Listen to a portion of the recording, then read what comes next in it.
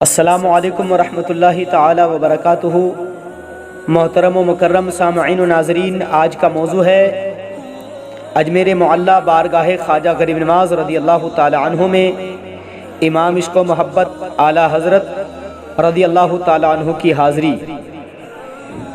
آپ ویڈیو کو آخر تک سماعت کریں، اس سے اعلیٰ حضرت رضی اللہ تعالیٰ عنہ کی عقیدت خواجہ غریب نواز سے کتنی تھی وہ بھی آپ کو معلوم ہوگا، اور ساتھ ہی ساتھ اعلیٰ حضرت رضی اللہ تعالیٰ عنہ نے دین کی خدمت کس طرح انجام دی وہ بھی آپ کو معلوم ہوگا۔ نحمدہ و نصلی علی رسولہ الکریم۔ اعوذ باللہ من الشیطان الرجیم۔ ان اللہ و ملائکتہ یصلون علی النبی یا ایہا الذین آمنوا صلوا علیہ وسلموا تسلیما۔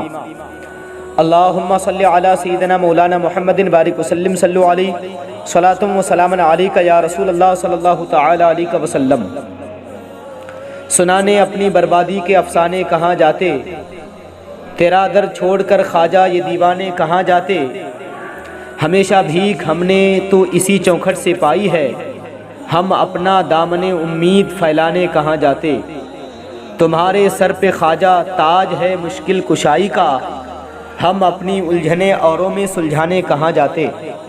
محترم حضرات، علامہ نور احمد قادری جو اسلام آباد پاکستان کے رہنے والے ہیں، وہ فرماتے ہیں کہ میرے دادا حاجی عبد النبی قادری رضوی جو اعلیٰ حضرت کے مرید تھے، ان سے انہوں نے یہ واقعہ سنا، اور وہ بیان کرتے ہیں کہ میرے دادا کے جو زندگی کے آخری ایام تھے ان سے متعلق ہے یہ واقعہ۔ ہوا یوں تھا کہ اعلیٰ حضرت امام احمد رضا رضی اللہ تعالی عنہ کا سلطان الہند خواجہ غریب نواز خواجہ معین الدین چشتی اجمیری کی خانقاہ میں عرس غریب نواز کے موقع پر واز ہوا کرتا تھا، اور واز کا اہتمام خود خانقاہ شریف کے دیوان صاحب کیا کرتے تھے، جس میں بڑے بڑے علماء فضلاء اور دور دور سے آ کر واز سننے والے تشریف لایا کرتے تھے۔ کئی مرتبہ ایسا ہوا کہ دکن کے حکمراں نظام دکن میر محبوب علی اور میر عثمان علی خان بھی اس واز میں شریک ہوتے رہے۔ اعلیٰ حضرت کا واز سننے کے لیے بے شمار لوگ اور بے شمار مخلوق حاضر ہوا کرتی تھی، اور اس بار جب اعلیٰ حضرت بریلی شریف سے اجمیر عرس غریب نواز میں حاضری کے لیے جانے لگے تو ان کے ساتھ 10-11 ان کے مریدین بھی تھے، یعنی اعلیٰ حضرت کے مرید تھے، اور انہی مریدوں میں حضرت مولانا شاہ عبد الرحمن قادری بھی تھے جو اعلیٰ حضرت کے شاگرد اور خلیفہ تھے، اور ساتھ ہی ساتھ حاجی عبد النبی قادری بھی تھے۔ دہلی سے اجمیر شریف تک جانے کے لیے BB&CIR ریل چلا کرتی تھی۔ جب یہ ریل گاڑی پھلیرا جنکشن پر پہنچی تو قریب مغرب کا وقت ہو چکا تھا۔ پھلیرا اس دور کا بہت بڑا ریلوے اسٹیشن شمار ہوتا تھا، جہاں کئی جگہوں کی گاڑیاں آ کر کے ملتی تھی۔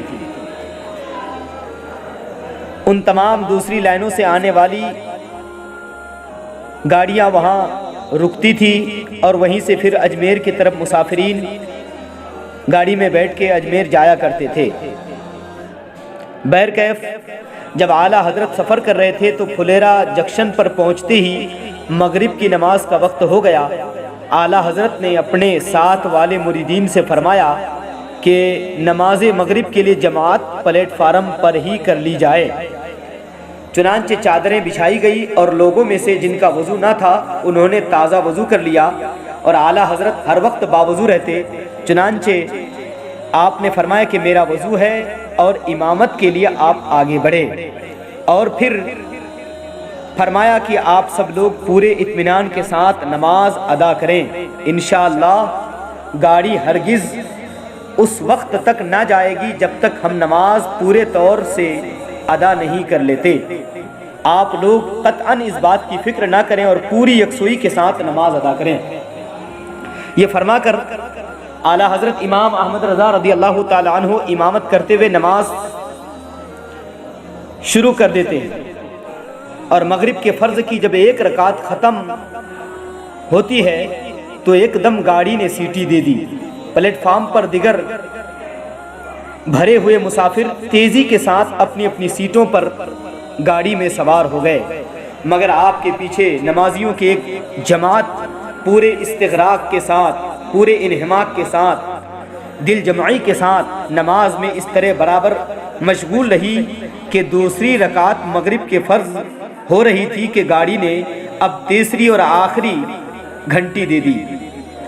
مگر ہوا کیا کہ ریل انجن آگے کو نہ سرکتا تھا۔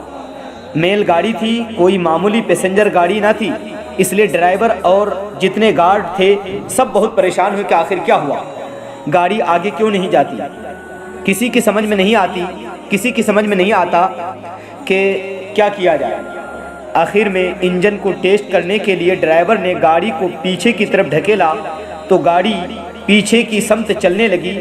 انجن ٹھیک تھا، مگر جب ڈرائیور اسی انجن کو آگے کی طرف ڈھکیلتا تو انجن رک جایا کرتا تھا۔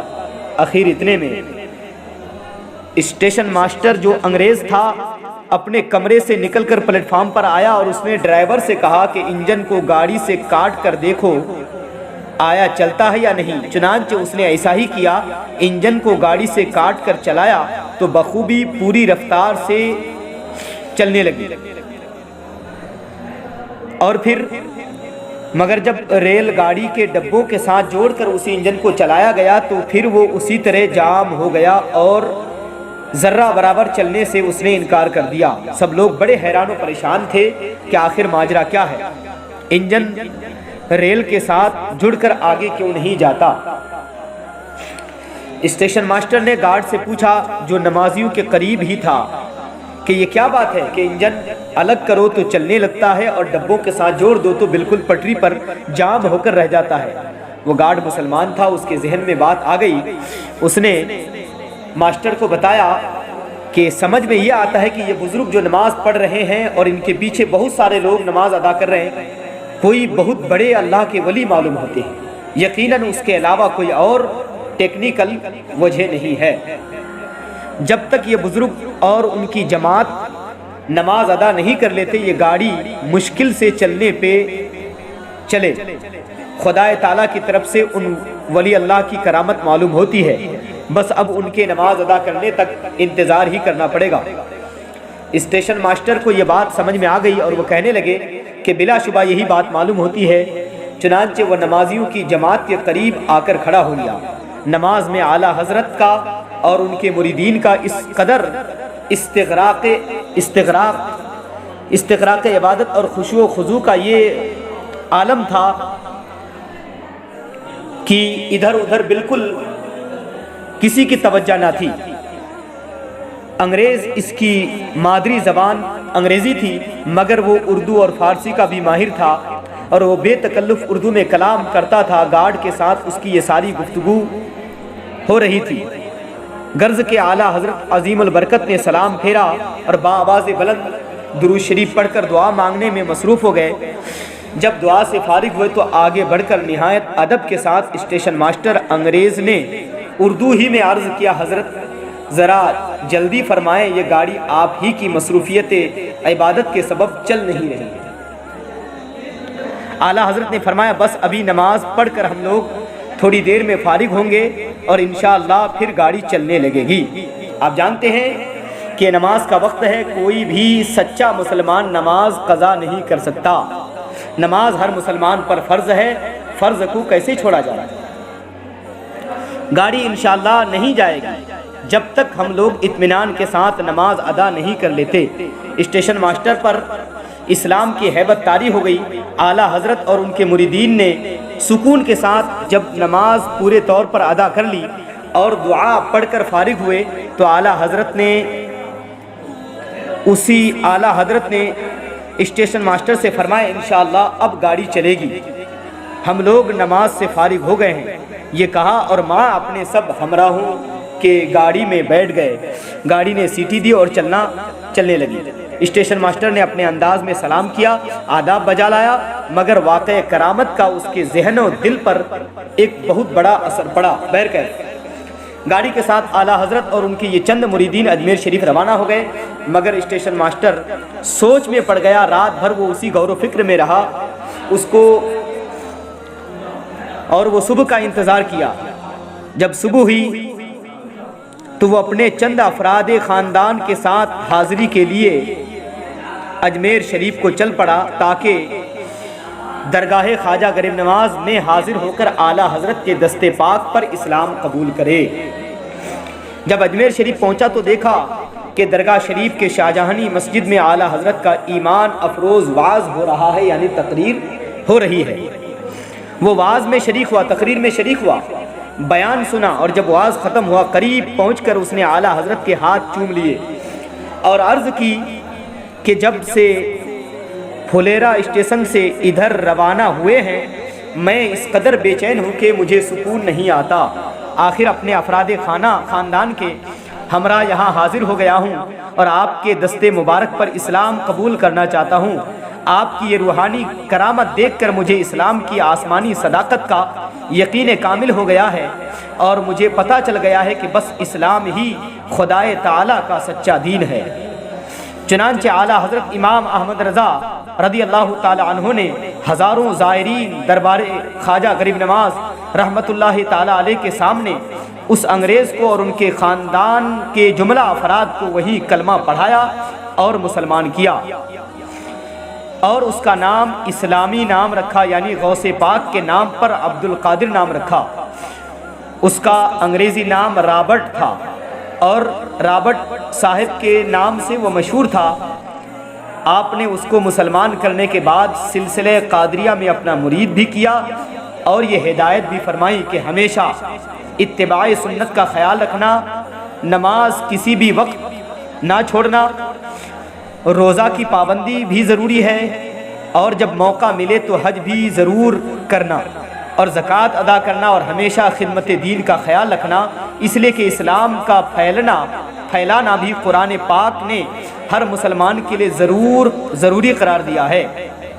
اب یہ اپنے وطن بھی، اب یہ انگریز جو اب مسلمان ہو چکا ہے، اس نے اپنے وطن جانے کا ارادہ کیا، اور اس سے پہلے یہ بہت بڑی سعادت ہے کہ اب وہ خود بھی قرآن پاک کی تعلیم حاصل کرنا شروع کر دیا، اور اپنے تمام افراد کو بھی تعلیم حاصل کرنے پر توجہ دلائی، غرض کہ آپ نے اسلام اس کے دل میں اتار دیا، اور اپنی عارفانہ جنبش نگاہ سے اس کے دل کو عشق رسول پاک صلی اللہ علیہ وسلم کے عطر سے بھر کر اس کی روح تک مہکا دیا، اور وہ اسلام کا شیدا اور دیوانہ ہو گیا۔